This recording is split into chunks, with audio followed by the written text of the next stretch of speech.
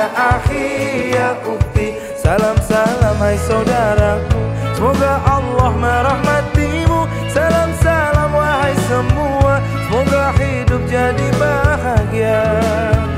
Dalam hidup tiada sempurna, kadang kilap, kadang terlupa. Jangan-janganlah putus asa, ampunan Allah selalu terbuka. Assalamualaikum ya akhi ya ukti.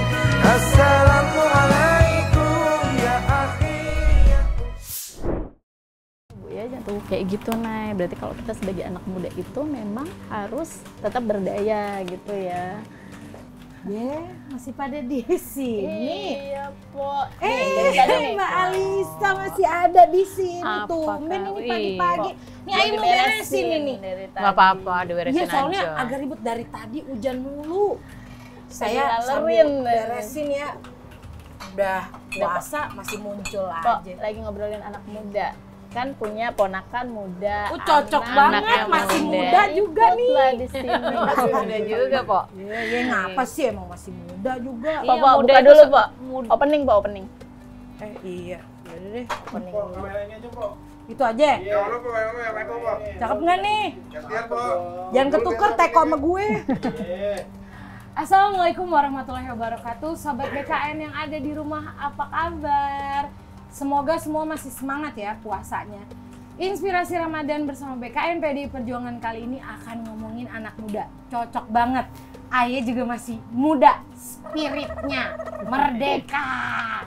Ya udah, kita ngobrol sambil nemenin sobat BKN di rumah santap sahur.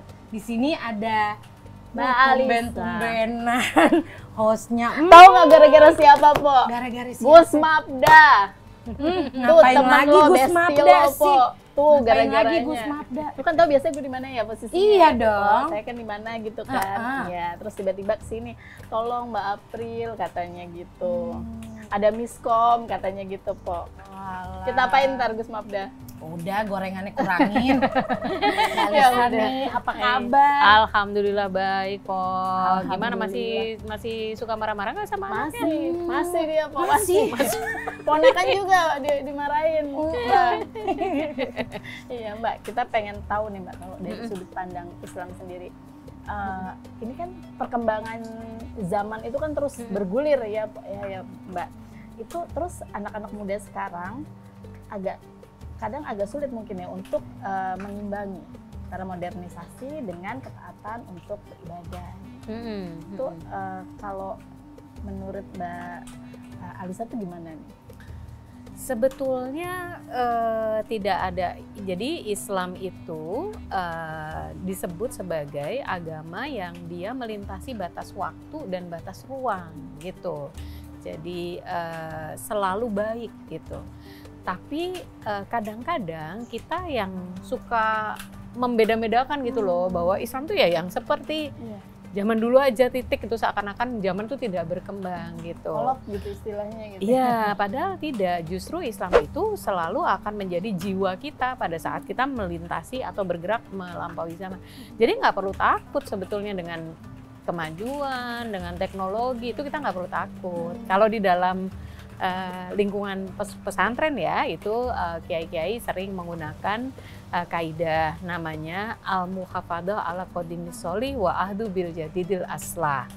Mempertahankan hal-hal yang baik dari tradisi yang sudah ada sambil mengambil yang lebih baik dari kemajuan zaman gitu. Jadi kita nggak perlu takut sama kemajuan zaman. Tetap ikut Betul, jangan selaras. Jadi jangan terus kita mikir gini, oh semua kemajuan itu pasti berlawanan dengan Islam. Enggak juga gitu. Mungkin kayak dari segi busana misalkan ya, dari segi busana kan ini juga tadi nanya teman-temannya di kantor ya, teman-temannya di kantor di tempat kuliah tuh suka nggak boleh nih gitu kan, itu nggak boleh dengan pakaian yang seperti ini, tapi Naila sendiri ingin mengikuti perkembangan zaman itu tadi. Nah, kalau dari kaidah Islam sendiri gimana? Nah, kalau soal busana itu soal yang memang banyak perdebatan ya, banyak perdebatan terkait hal ini kalau busana bagi perempuan.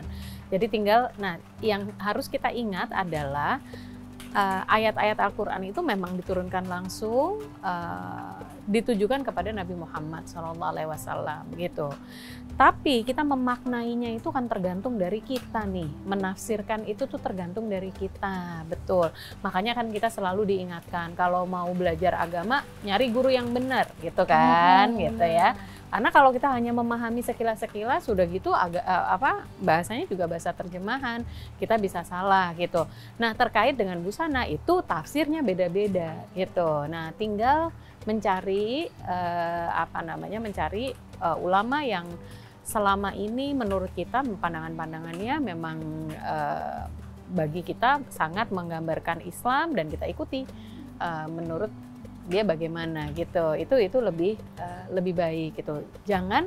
Kita juga jangan kemudian terjebak oleh stigma-stigma. Yang pertama begini ya, kalau kita sebagai dalam hal busana, kita tidak boleh menghakimi orang lain gitu.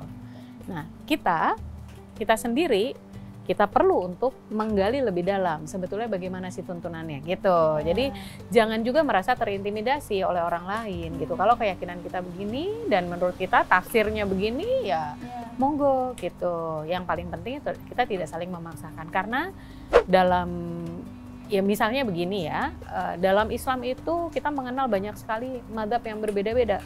Betul. Gitu. Banyak mazhab, benar. Iya kan, banyak mazhab yang berbeda-beda.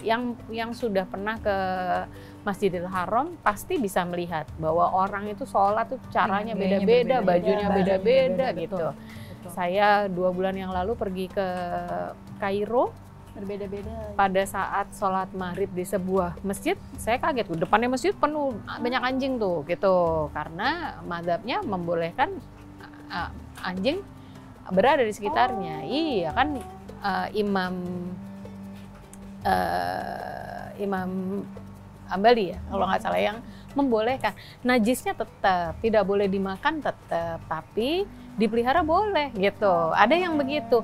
Tapi kita yang di Indonesia sebagian besar kan mazhabnya Syafi'i, jadi tidak boleh memelihara gitu. Tapi yang paling penting kan begini, kita meyakini mazhab kita, tapi kita juga menghormati bahwa ada orang lain caranya berpikir berbeda loh gitu.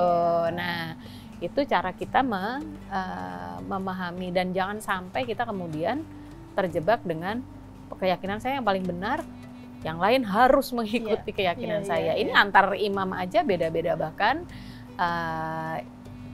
Imam Syafi'i sendiri itu ada yang disebut qaul qadim dan qaul jadid, artinya pada masa sebelum beliau ke Mesir itu pandangannya begini. Begitu sampai di Mesir pandangannya berubah gitu, karena melihat realita yang berubah gitu. Jadi tafsir kita atas ajaran agama sebetulnya itu juga perlu untuk selalu diselaraskan, supaya kita nggak takut kemajuan itu. Apalagi suka ada gini loh, jangan mengikuti itu kan dari barat gitu. Benar-benar. Iya kan? Iya, betul. Padahal kan harusnya kita nggak perlu melihat dari mananya. Dari barat, dari timur, tenggara. Iya betul. Dari pojokan sebelah sana kalau itu tidak sesuai dengan nilai Islami ya harus ditolak juga gitu. Ya kan? Kalau dari barat tapi ternyata selaras dengan Islam kenapa tidak? Berarti di situ gitu. itu menunjukkan betapa tinggi sebenarnya toleransi Islam. Betul. Islam mengajarkan toleransi yang sangat-sangat tinggi. Betul. Nah ini kan kalau bicara toleransi, apalagi zaman sekarang ya. Zaman sekarang itu saya ya kan generasinya beda nih sama yang anak muda. Saya dulu tinggalnya di kampung yang di pesantren lagi gitu ya. Semuanya muslim, semuanya saudara gitu. Kalau anak-anak muda, waduh pergaulannya udah pergaulan dunia. Jadi toleransi itu jadi penting. Gitu, dan toleransi ajaran Islam loh, tasamuh itu ajaran Islam gitu. Jadi hal-hal seperti itu ya, kita mentoleransi orang yang berbeda. Ininya anak muda banget nih. Challenge-nya anak muda adalah bagaimana hidup dengan kemajuan, bagaimana hidup dengan perbedaan, keberagaman itu gitu, dan membawa nilai-nilai Islam di situ. Tadi kan lagi bahas tentang challenge-nya anak muda nih. Nah kan kalau ini kan lagi bulan Ramadan, biasanya untuk yang muda-mudi kayak Nila, Basya, Itu kan biasanya ada tantangan tersendiri ya. Pasti kan cobaannya banyak ya, dari berpuasa dan lain-lain. Nah, dari gimana sih cara untuk menjaga kualitas ibadah dan spiritualisme anak-anak muda zaman sekarang, apalagi di bulan-bulan Ramadan ini? Iya. Itu tadi masalah challenge yang banyak banget. Iya, itu. benar, Oh, benar. ditambahin yang pacaran. Iya, Anak betul. muda kalau udah Ramadan pacaran. Bingung deh, bingung gimana tuh Mbak Alisa? Iya, kita memang kalau sebagai umat Islam ya kita mensyukuri ya kita selalu diberi waktu untuk berefleksi gitu. Nah ini waktu Ramadan itu berarti waktu kita untuk memperkuat spiritualitas kita, berefleksi kehidupan kita selama ini bagaimana kan gitu. Tapi juga Ramadan itu kesempatan untuk mengasah itu tadi tuh bagaimana kita menahan diri dari makan minum. Biasa makan minum 5 kali sehari, sekarang jadi cuman 2 kali gitu ya, dan latihan intermittent fasting sih kalau anak tapi muda saya gitu juga ya. 5 kok tetap abis ya. buka, abis teraweh, Mau menjelang tidur. sahur, abis sahur. Bisa. Jam 7, jam 9, gitu. Nah itu tuh, ini kan kadang-kadang kayak kalau anak muda kan banyak bukber ya. Waduh, iya Gitu, banget, betul, aduh. betul, Terus betul. lupa gitu bahwa kita tuh sedang dilatih untuk menahan diri selama 1 bulan penuh dengan harapan kalau udah 1 bulan itu akan menetap gitu dalam kehidupan Berarti kita. bukan hanya terbatas sampai beduk ya, Iya, sebenarnya menahan dirinya. betul. Dan Itu sebatas minimal lah. deh, minimal. Minimal. Dan bukan hanya sebatas lapar dan haus itu tadi. Iya, Iya. betul sekali. Nah, sekali lagi spiritualitas kita itu perlu untuk selalu diasah. Harusnya spiritualitas itu jadi teman kita sepanjang hidup ya gitu. Nggak hanya pada saat puasa, tapi kita dikasih kesempatan gitu loh untuk mengingat lagi, untuk ini ya kayak kita dikasih kesempatan 17-an untuk mengingat bahwa Indonesia itu pernah dijajah dan sekarang merdeka gitu kan. Nah sekarang Ramadan juga begitu, kesempatan untuk memerdekakan diri kita sendiri dari jebakan-jebakan yang kita pasang sendiri gitu. Dan cara ngukurnya, saya kalau anak muda kalau bisa sih jangan terjebak pada ritual saja. Ritual tuh yaitu nggak makan dari pagi sampai sore. Terus apalagi ya, misalnya tadi menahan diri nggak ketemu sama pacarnya pagi sampai sore Nggak gitu. ngibah, nggak ngibah sama ngibah teman-teman. pagi sampai sore gitu. Ngabuburit langsung gibah. Nah itu aku nggak dapat apa-apa gitu, cuma dapat lapar kalau kayak gitu. Jadi bukan hanya ritualnya, tapi justru yang paling penting nilai-nilai keislamannya. Itu kan tugas Rasulullah itu yang terutama adalah untuk meningkatkan akhlak umat Islam gitu ya, umat manusia, terutama kaum muslim. Maka kita karena Rasulullah ini sudah tidak ada dalam kehidupan kita sekarang, kesempatan kita tuh untuk akhlaknya orang Islam tuh apa sih gitu loh gitu. Jadi anak muda kesempatannya itu dan menata lagi apa aja selama ini kebiasaan kita yang tidak sesuai dengan kebiasaan Islami. Misalnya gibah tadi tuh. Gitu, hibah tuh nggak Islami nahan gitu. seharian begitu buka. Lo tahu nggak? Gua udah nahan banget ini, nahan dari subuh. Kan? Itu cuman dapat puasa kan akhirnya cuma dapat lapar mulut, lapar perut gitu. Cuman itu. Kadang-kadang ibu-ibu juga nggak kuat tuh. Tapi apakah memungkinkan ya Mbak untuk kita itu membangun sebuah kaum muda yang Islamis gitu atau enggak Islamis yang agamis gitu, yang bisa mengerti? Sangat mungkin dong, sangat mungkin. Anak-anak muda sekarang yang pertama adalah belajar tentang Islam lebih dalam gitu. Sekali lagi jangan hanya ritualnya tapi nilai-nilai keislamannya gitu. Menjadi orang Islam itu berarti menjadi orang yang berakhlak. Menjadi orang Islam itu berarti menjadi orang yang toleran. Menjadi orang Islam itu berarti orang yang mencintai tanah air itu juga bagian dari hubul waton minal iman gitu. Nasionalisme pun ada. Iya gitu.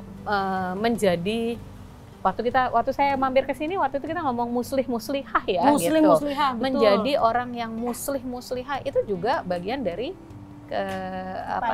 Iya, menjadi orang yang Islami gitu. Kita jangan terjebak kemudian ya hanya pakaian aja. Betul. Atau hanya tadi itu hanya lapar aja atau hanya lihat yang luar-luarnya aja, tapi harus juga yang nilai-nilainya Jadi gitu. core value. Bahasa Benar sekali. Inggris. Nah nih kalau Core value.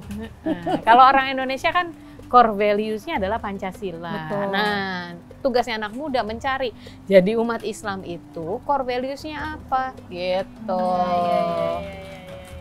Ya, Naila sepertinya ada yang mau ditanyakan. Ada yang ganjel tadi. nih mau nanya apa Neng? Nanya aja. Cengir, senyum, senyum apa? Gimana sih kalau misalnya anak muda nih di bulan Ramadan itu tuh jadiin momentum spiritual dan untuk perkembangan pribadi diri mereka gitu? Ya, kalau sebetulnya banyak ya, banyak kesempatan misalnya kita bisa itikaf di masjid, Di masjid. gitu ya, yang membuat kita ya hanya mikir ibadah aja gitu. Tapi harus diingat ya bahwa Rasulullah mengajarkan nggak boleh waktunya hanya untuk ibadah aja gitu. Tapi ada hal-hal yang menjadi kewajiban kita di dunia, termasuk kewajiban kepada diri sendiri, mengistirahatkan diri sendiri, mencari nafkah buat yang udah tua itu kewajiban. Mengurus keluarga itu kewajiban. Mencari itu ilmu, nggak boleh terus tetap kemudian belajar, itikaf 30 hari di dalam masjid nggak ngapa-ngapain, itu juga nggak boleh gitu. Jadi tetap seimbang gitu. Jadi spiritualitas kita gali, tapi yang paling penting bagaimana kita itu kemudian jadi sumber kita untuk bertindak gitu. Jadi kita berlaku adil kepada sesama misalnya. Bahkan ada ayat dalam Al-Quran, ayat Al-Maidah ayat 8 itu mengatakan bahwa kita harus berlaku adil bahkan kepada orang yang kita benci. Nah, yang kayak gitu ya. Apalagi nih, Kita langsung ting ting ting. harus adil gitu. Bukan harus suka loh ya. Kalau Adil. harus adil. Kita memang tidak suka atau kita tidak setuju, tapi kita tetap harus adil. Waalaikumsalam. ada tambahan anak muda satu lagi. Gimana datang? Dari Tadi aku mana? habis dari ini rapat komunitas gitu di kampus. Udah bangun? Iya, duduk. Kalau nggak duduk ini, kalau nggak duduk Kalau nggak duduk. dari tadi tuh Risan tadi pas kita kumpul tuh seneng banget, antusias pengen ketemu sama Mbak Lisa, kayaknya pengen ada yang ditanyain deh.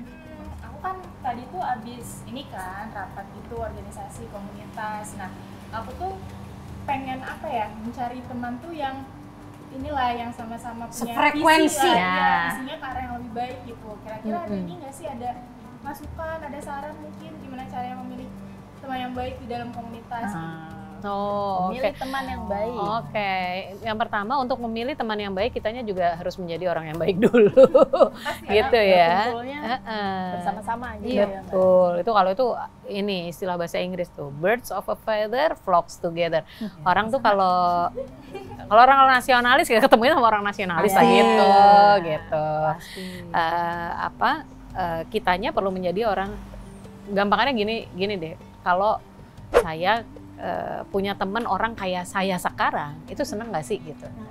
Itu dulu gitu. Cermin dulu ya. Iya benar. Apakah kita bisa menjadi teman yang baik tidak buat orang lain? Makanya muslih atau muslihah yang membawa kebaikan untuk orang lain gitu.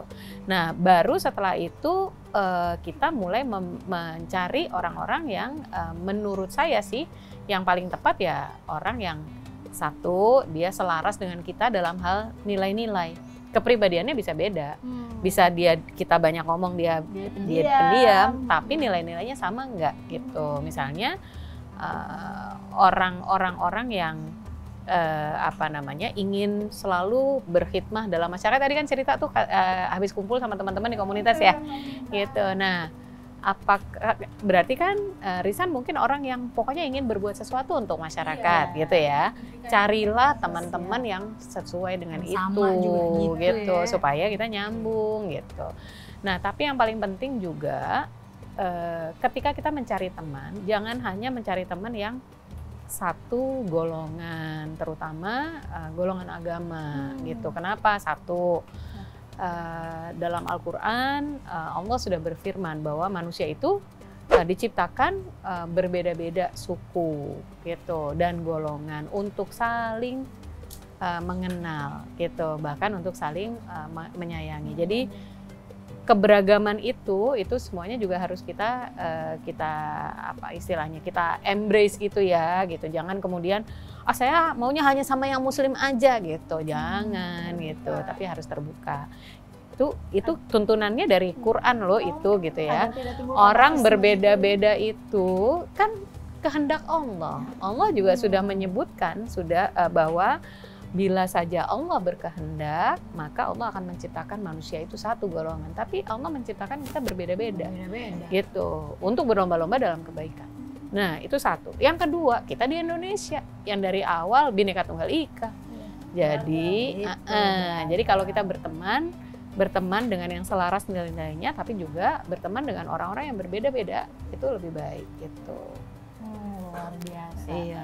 Udah Ini juga ya belajar toleransi kan ya. bukan Betul, main. Bener betul. banget Itu Toleransi supaya itu tidak timbul juga sikap-sikap fanatis. betul. Toleransi itu kita prinsip kalau dalam Islam itu namanya prinsipnya tasamuh gitu. Jadi kita bertoleransi kepada orang-orang yang berbeda. Contohnya konkret banget. Rasulullah Shallallahu Alaihi Wasallam waktu di Madinah itu kan di situ ada Nasrani, ada Yahudi, ada pokoknya macam-macam ya dari berbagai kelompok.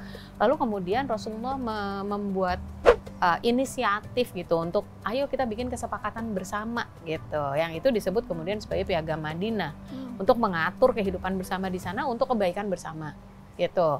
Nah, di Indonesia piagam kita itu namanya Undang-Undang Dasar. Gitu. Jadi itu yang kita pakai gitu dengan sesama orang Indonesia. Asal sesuai dengan itu kita semua harus kita toleransi perbedaan yang ada itu. Itu nilai Islam. Gitu. Seru ya? Gitu. Jadi Seru banget. iya kadang-kadang kan Maisa. kita pikir Islam itu sholat, Ya. zakat, puasa itu aja. gitu. Iya, Islam itu cara kita hidup dalam sehari-hari gitu. Nah, bisa terakhir mau minta pesan-pesan buat banyak anak muda di luar sana yang mungkin tuh masih masih wawasannya juga masih terbatas, masih mencari-cari ilmu. Gimana sih caranya agar aku bisa menjadi umat manusia yang lebih baik lagi? Ya, kalau untuk anak muda, terutama anak muda Indonesia ya, anak muda Indonesia memang perlu untuk terus mendalami, memahami, belajar terus semua ilmu termasuk ilmu agama. Itu penting sekali gitu ya, supaya kita menjadi orang yang lebih baik juga. Bagaimana kalau kita Muslim, apalagi kita tahu bahwa Rasulullah diutus untuk mewujudkan Islam sebagai rahmat untuk semesta gitu. Maka kita sebagai pengikut Rasulullah, kita juga membawa tugas itu. Nah, bagaimana kita mewujudkan Islam sebagai rahmat untuk semesta? Islam rahmatan lil alamin loh, bukan Islam rahmatan lil muslimin. Bukan Islam sebagai rahmat untuk kaum muslim, tapi untuk semesta gitu. Nah, jadi anak-anak muda perlu untuk menghidupkan nilai-nilai Islam dalam dirinya dengan betul-betul tujuannya gitu ya, kacamatanya nih adalah Islam sebagai rahmat untuk semesta. Bentuknya bagaimana? Macam-macam.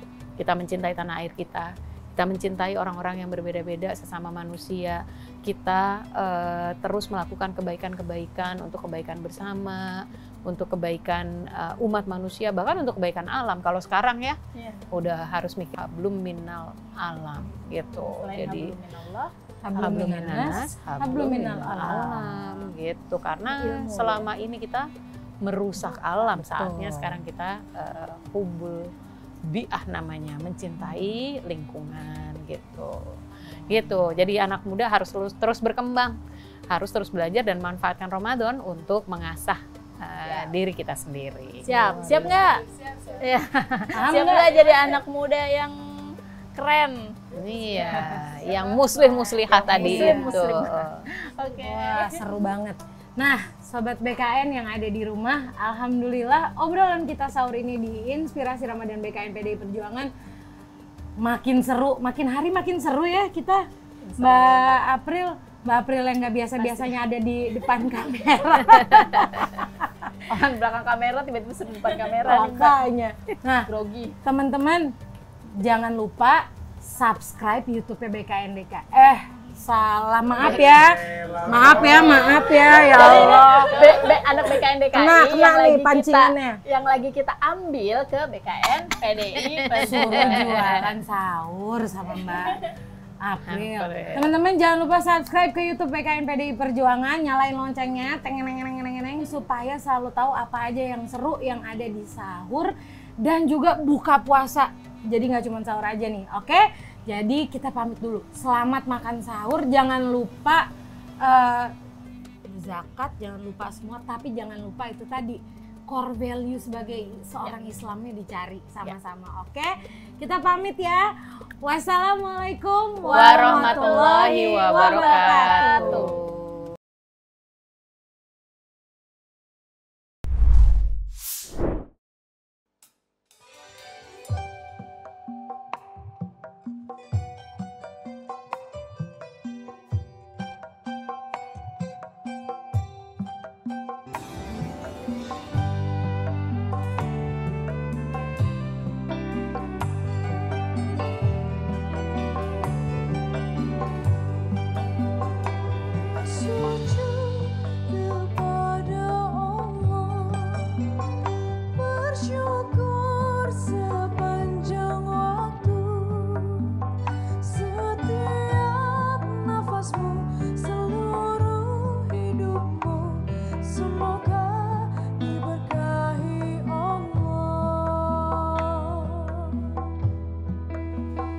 Bersabar taat pada Allah, menjaga keikhlasannya.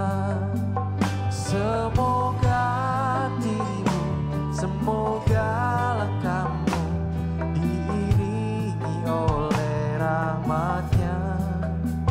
Setiap nafasmu, seluruh hidupmu, semoga diberkahi Allah. Alhamdulillah wa syukurillah, bersyukur padamu ya Allah. Kau jadikan kami saudara hingga dalam kebersamaan.